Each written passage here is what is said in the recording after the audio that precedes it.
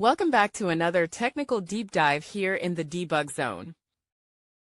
Today we're tackling a big question and breaking it down with insights from other users. Hopefully this clears up some misconceptions and helps you get the answer you need. So buckle up, stay a little curious, and let's jump right in.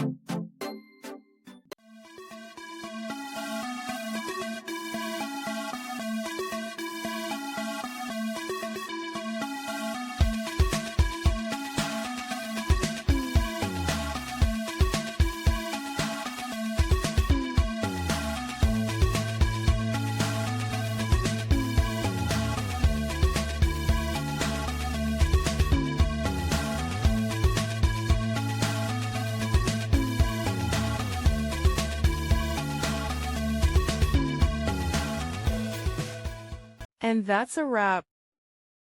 I hope you found the answer you were looking for.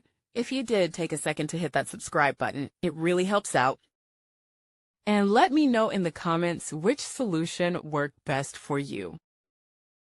See you next time in the debug zone.